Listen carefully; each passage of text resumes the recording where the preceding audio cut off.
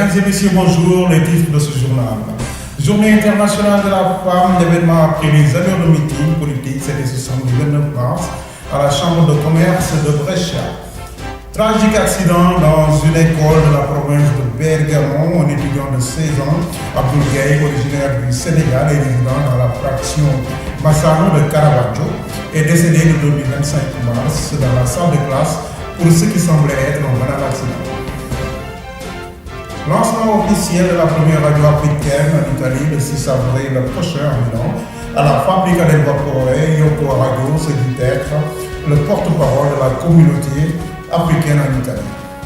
Et puis sport, FC Sénégal, Bergamo, l'équipe du Lécoran va jouer son match décisif pour le championnat CSI Bergamo ce samedi 5 avril 2014 à Ognano contre l'équipe Centre-Terre.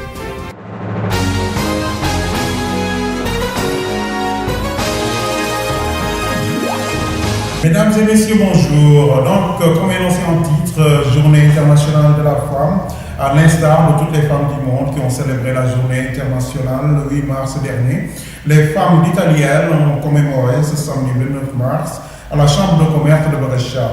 La manifestation, placée sous le haut patronage de Madame Marème Faye Sall, première dame du Sénégal, a été présidée par le ministre de la Femme, de la Famille et de l'Enfance, le Dr Anta Sarr.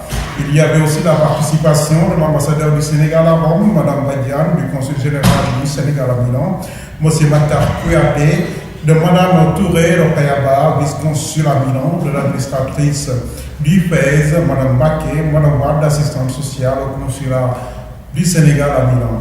Prévu à 15h, la fête avait finalement démarré vers 19h sous les allures d'un meeting politique, car l'organisatrice de la journée, par ailleurs responsable politique de l'APR à Brescia, a voulu faire une démonstration de force en remplissant la salle de femmes venues d'un peu partout, ce qui a donné à l'événement une connotation plutôt politique vu les différents discours qui tournaient autour du pouvoir en place au Sénégal, sans oublier bien sûr l'animation des communicateurs traditionnels de Brescia, Torino et Bergamo.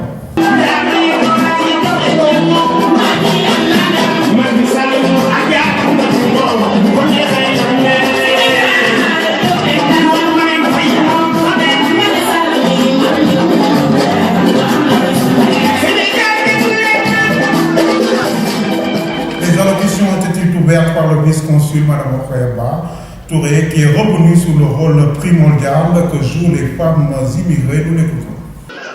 C'est avec un immense plaisir que je prends la parole aujourd'hui à l'occasion de cette importante journée qui magnifie la femme.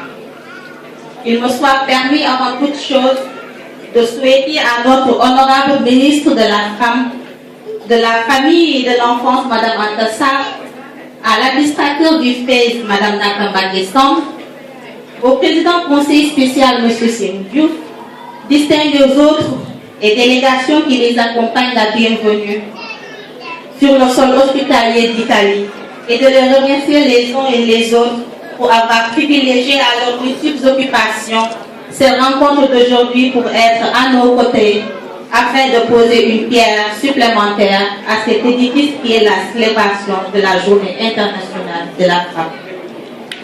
Madame le ministre, c'est dans le sens que nous, femmes sénégalaises d'Italie de tous bords, toutes réunies aujourd'hui, ici pour discuter du rôle primordial que joue la femme émigrée au sein de la société, mais également de recenser l'ensemble des difficultés dont elles font face afin de tenter d'y apporter des solutions. En effet, vous n'êtes pas sans savoir que les difficultés rencontrées par la femme sénégalaise immigrée sont de plusieurs ordres, dont les plus récurrents sont la non-occupation des femmes, le manque de formation, le problème du pouvoir de l'autorité parentale chez la femme, le retrait des enfants de leur famille, j'en passe. Les autres intervenants ont aussi évoqué les difficultés que les braves femmes de la diaspora, notamment celles d'Italie, rencontrent dans le pays de Berlusconi.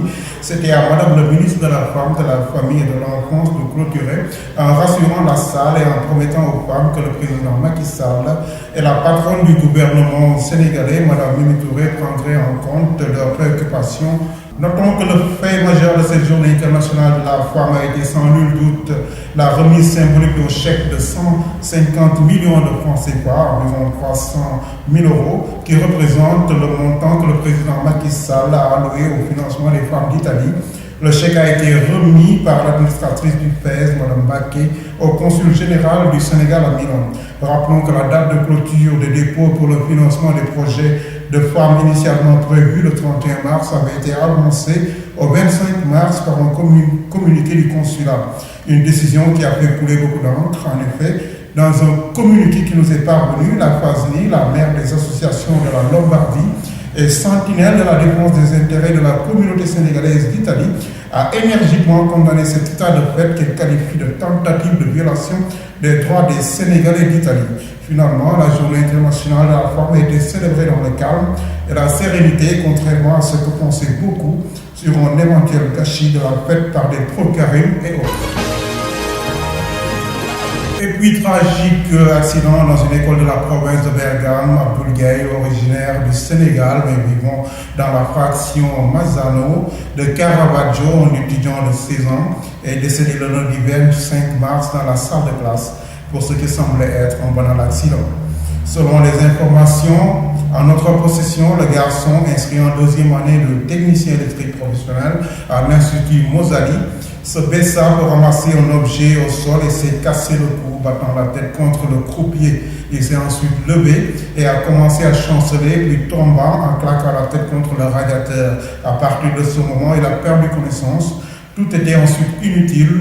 Les camarades de classe qui ont assisté à l'incident, effrayés, ont immédiatement appelé le professeur qui a prévenu les secours.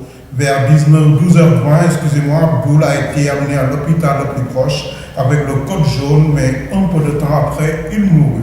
Une fois la famille prévenue, le père va immédiatement à l'hôpital. Dans l'après-midi, les agents de Tréviglio sont allés à l'Institut Mosali pour clarifier l'incident qui a eu lieu dans la salle de classe.